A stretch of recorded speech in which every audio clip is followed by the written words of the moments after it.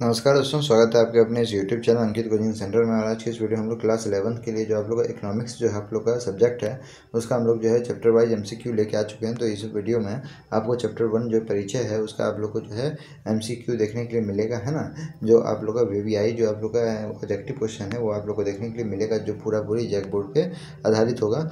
जिस तरह आपको क्वेश्चन एग्जाम में पूछा जाएगा उस तरह क्वेश्चन आपको हम बताएंगे, है ना। और देखिए यहाँ पे आपको इस वीडियो के डिस्क्रिप्शन में व्हाट्सएप ग्रुप और टेलीग्राम ग्रुप का लिंक होगा, उसको जाकर जरूर ज्वाइन कीजिए, क्योंकि वहाँ पे हम सबसे छोटा बड़ा अपडेट आपको सब हम बताते रहते हैं। ठीक है, तो चलिए वीडियो को स्टार्ट करते हैं। देखिए आप लोग का इकोनॉमिक्स का पहला क्वेश्चन क्या है चैप्टर 1 के लिए। और ये चैप्टर 1 में आपको ये चैप्टर 1 में जितना भी आपका महत्वपूर्ण ऑब्जेक्टिव क्वेश्चन है वो आपको इस वीडियो में देखने के लिए मिलेगा। तो देखिए आपका क्वेश्चन नंबर 1 क्या है, आधुनिक अर्थशास्त्र के पिता कौन है। तो आधुनिक अर्थशास्त्र के पिता जो है आपको कौन है तो आपको बताना है। तो आपका आंसर जो हो जाएगा वो आपका एडम स्मिथ हो जाएगा। ठीक है, आधुनिक मतलब क्या होता है कि अभी के समय में, है ना। अभी के समय का जो आपका जो आधुनिक मतलब जो 3 तरह का आपको देखिए, जैसे इतिहास है तो आपको 3 तरह में बांटा गया है ना।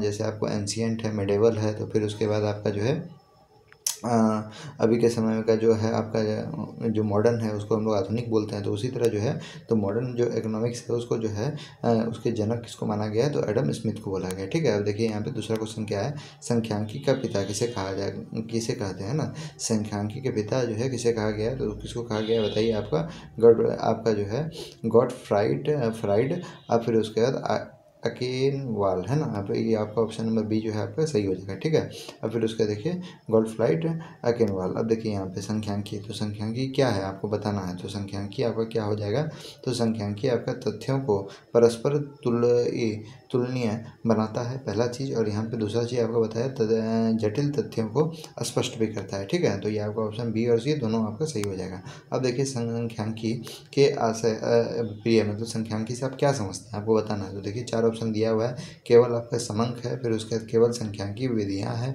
आपका ऑप्शन ए और बी दोनों होगा, इनमें से भी होगा। तो देखिए ऑप्शन ए आपका ए और बी दोनों होगा। ठीक है, अब देखिए यहाँ पे अर्थशास्त्र एक आदर्श विज्ञान है। ठीक है, यहाँ पे देखिए अर्थशास्त्र क्या है, आदर्श विज्ञान है। यह किसका कथन है, तो ये कौन बोले थे, है ना।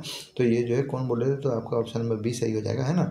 आपका ऑप्शन नंबर बी सही हो जाएगा, कौन बोले थे, पीगू। अब देखिए यहाँ पे नेक्स्ट क्वेश्चन क्या है, अर्थशास्त्र विज्ञान एवं कला दोनों है ना। ये यज्ञ किसका कथन है, तो यज्ञ कौन बोले थे, तो ये बोले थे आप लोग का कौन बोले थे, मार्शल, है ना, मार्शल बोले थे। फिर उसके देखिए यहाँ पे फिर उसके बाद देखिए नेक्स्ट क्वेश्चन आप लोग का 7 नंबर क्या बता रहा है कि अर्थशास्त्र की दुर्लभता संबंधी परिभाषा के प्रतिपादन कौन है ना। तो प्रतिपादक कौन है, तो आपको बताना है कौन है प्रतिपादक। तो ऑप्शन नंबर बी आपका सही हो जाएगा, रॉबिन्स, है ना। रॉबिन्स इनके प्रतिपादक थे। अब देखिए संख्यांकी का प्रयोग किया जाता है, तो संख्यांकी का प्रयोग किस में किया जाता है बताइए। तो यहाँ पे देखिए आप लोग का 4 ऑप्शन दिया हुआ है, व्यवसायियों में तो उसमें तो किया ही जाएगा, है ना। फिर उसके वैज्ञानिकों के द्वारा तो वो भी किया जाता है, अर्थशास्त्रियों द्वारा वो भी करेगा, इकोनॉमिक्स तो ही।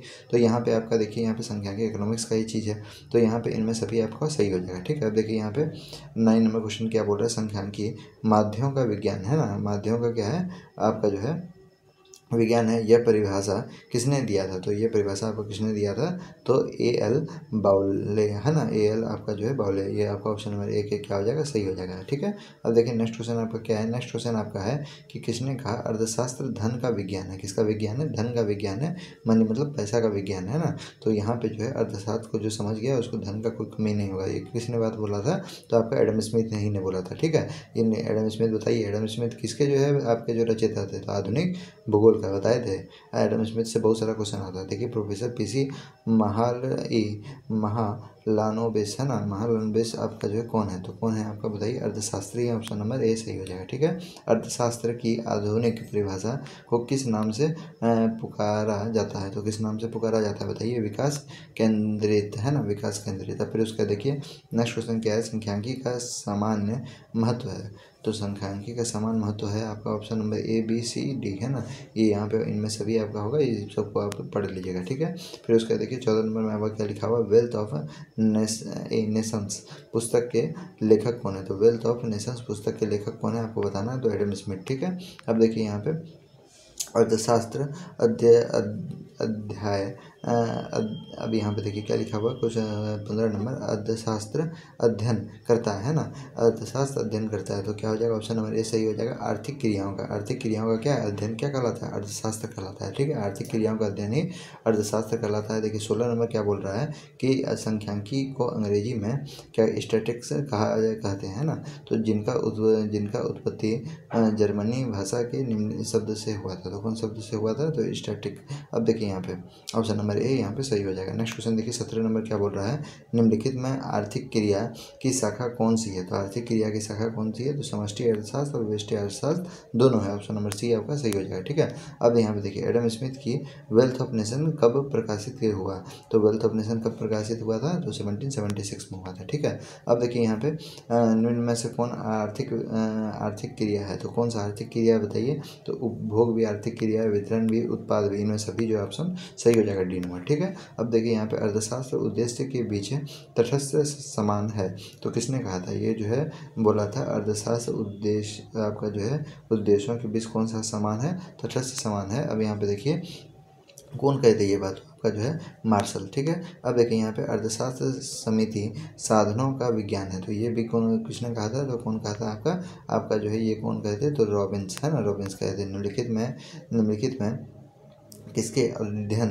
का संबंध अर्थशास्त्र से नहीं है, तो किसका अध्ययन जो है अर्थशास्त्र से नहीं है, तो अर्थशास्त्र देखिए अर्थशास्त्र इकोनॉमिक्स में आपका उत्पादन का बात होता है, उपभोग का भी बात होता है, वितरण का भी बात होता है, सरकार का गठन का बात नहीं होता है ना, ये आपका ऑप्शन नंबर डी क्या हो जाएगा, सही हो जाएगा है ना, इसका बात जो है यहाँ पे नहीं होता है। अब देखिए बहुवचन शब्द जो है संख्यांकी से क्या तात्पर्य है, तो यहाँ पे आपको बताया संख्यांकी से बहुवचन में जो शब्द होगा वो आपका इनमें सभी हो जाएगा। ठीक है, इनमें सभी हो जाएगा, संख्यांक देखिए संख्यात्मक मान हो जाएगा, आंकड़ा हो जाएगा, संख्यांकिक तत्व हो जाएगा, ऑप्शन नंबर डी सही है। अब देखिए यहाँ पे नेक्स्ट क्वेश्चन आप लोग क्या बोल रहा है, भारतीय सांख्यिकी संस्था कहाँ अवस्थित है, तो कहाँ अवस्थित है बताइए, कोलकाता में अवस्थित है। ठीक है, अब देखिए यहाँ पे नेक्स्ट क्वेश्चन आपका क्या है, नेक्स्ट क्वेश्चन आप देखेंगे तो किसी वस्तु का कीमत निर्धारण बाजार में किसके द्वारा होता है, तो किसके द्वारा होता है बताइए, तो यहाँ पे मांग और पूर्ति दोनों के द्वारा है ना, जैसा मांग रहेगा, जैसा वहाँ पे यूज रहेगा, उसके द्वारा जो है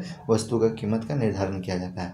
मान लीजिए कि सामान जो है आप लोग के पास बहुत ज़्यादा है और लेने वाला कम है, तो लेने वाला जो कम है वहाँ पर ऑटोमेटिक दाम क्या हो जाएगा, घट जाएगा।